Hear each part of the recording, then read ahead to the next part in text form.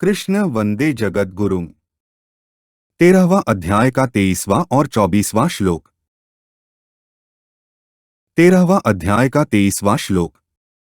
उपद्रष्टानुमंता च भर्ता भोक्ता महेश्वरः परमात्मेति चाप्युक्तो देहस्मिन् पुरुषः परः।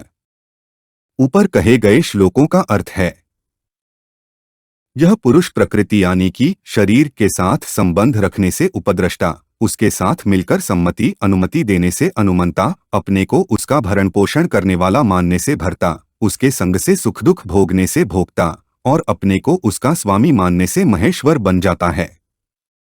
परंतु स्वरूप से यह पुरुष परमात्मा कहा जाता है। यह देह में रहता हुआ भी देह से परे संबंध रहित ही है। उपद्रष्टानुमंता च भर्ता भोक्ता महेश्वरः का अर्थ है, यह पुरुष स्वरूप से नित्य है, सब जगह परिपूर्ण है, स्थिर है, अचल है, सदा रहने वाला है। ऐसा होता हुआ भी जब यह प्रकृति और उसके कार्य शरीर की तरफ दृष्टि डालता है, अर्थात उनके साथ अपना संबंध मानता है, तब इसकी उपद्रष्टा संज्ञा हो जाती है। यह हरेक कार्य के करने में सम्मति अनुमति देता है, अतः इसका नाम अनुमंता है। यह एक व्यष्टि शरीर के साथ मिलकर उसके साथ तादात्म्य करके अन्नजल आदि से शरीर का पालन पोषण करता है, शीतोष्ण आदि से उसका संरक्षण करता है, अतः इसका नाम भर्ता हो जाता है। यह शरीर के साथ मिलकर अनुकूल परिस्थिति के आने से अपने को सुखी मानता है और प्रतिकूल परिस्थिति के आने से अपने को दुखी मानता है, अतः इसकी भोक्ता संज्ञा हो जाती है। यह अपने को शरीर, इंद्रिया, मन, बुद्धि तथा धन संपत्ति आदि का मालिक मानता है, अतः यह महेश्वर नाम से कहा जाता है। परमात्मेति चाप्युक्तो देहस्मिन् पुरुषः परः का अर्थ है, पुरुष सर्वोत्कृष्ट है, परम आत्मा है, इसलिए शास्त्रों में इसको परमात्मा नाम से कहा गया है।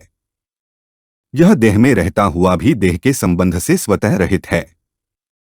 आगे इसी अध्याय के 31वें श्लोक में इसके विषय में कहा गया है कि यह शरीर में रहता हुआ भी न करता है और न लिप्त होता है। इस श्लोक में एक ही तत्व को भिन्न भिन्न उपाधियों के संबंध से उपद्रष्टा आदि पदों से संबोधित किया गया है, इसलिए इन पृथक पृथक नामों से पुरुष के ही स्वरूप का वर्णन समझना चाहिए। वास्तव में उसमें किसी प्रकार का भेद नहीं है।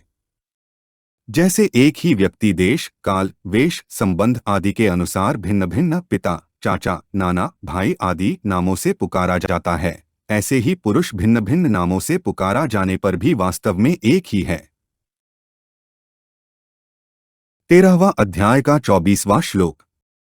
यह एवं वेत्ति पुरुषं प्रकृति च गुणैः सह सर्वथा वर्तमानोपि न स भूयोभिजायते।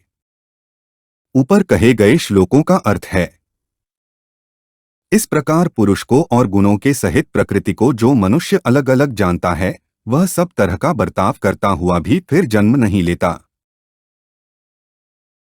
यह एवं वेत्ति न स भूयोभिजायते का अर्थ है, पूर्व श्लोक में पुरुष को देह से परे अर्थात संबंध रहित कहा है, उसी को यहाँ एवं पद से कहते हैं कि जो साधक इस तरह पुरुष को देह से, प्रकृति से पर अर्थात संबंध रहित जान लेता है तथा विकार, कार्य, करण, विषय आदि रूप से जो कुछ भी संसार दिखता है वह सब प्रकृति और उसके गुणों का कार्य है, ऐसा यथार्थ रूप से जान लेता है, वह फिर वर्ण, आश्रम, परिस्थिति आदि के अनुसार प्राप्त कर्तव्य कर्म को करता हुआ भी पुनर्जन्म को प्राप्त नहीं होता, कारण कि जन्म होने में गुणों का संग ही कारण है।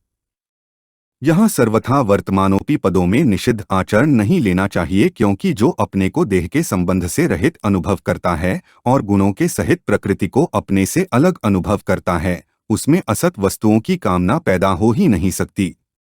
कामना न होने से उसके द्वारा निषिद्ध आचरण होना असंभव है, क्योंकि निषिद्ध आचरण के होने में कामना ही हेतु है। भगवान यहाँ साधक को अपना वास्तविक स्वरूप जानने के लिए सावधान करते हैं, जिससे वह अच्छी प्रकार जान ले कि स्वरूप में वस्तुतः कोई भी क्रिया नहीं है, अतः वह किसी भी क्रिया का कर्ता नहीं है और कर्ता न होने के कारण वह भोक्ता भी नहीं होता। साधक जब अपने आप को अकर्ता जान लेता है, तब उसका कर्तापन का अभिमान स्वतः नष्ट हो जाता है और उसमें क्रिया की फलासक्ति भी नहीं रहती। फिर भी उसके द्वारा शास्त्र विहित क्रियाएं स्वतः होती रहती हैं। गुणातीत होने के कारण वह पुनर्जन्म को प्राप्त नहीं होता। हमारे चैनल को सब्सक्राइब करें। अगर यह वीडियो आपको अच्छी लगी तो वीडियो को लाइक करें, वीडियो को अपने दोस्तों के साथ शेयर करें, अपने सुझाव हमें कमेंट करके बताएं। जय श्री कृष्णा।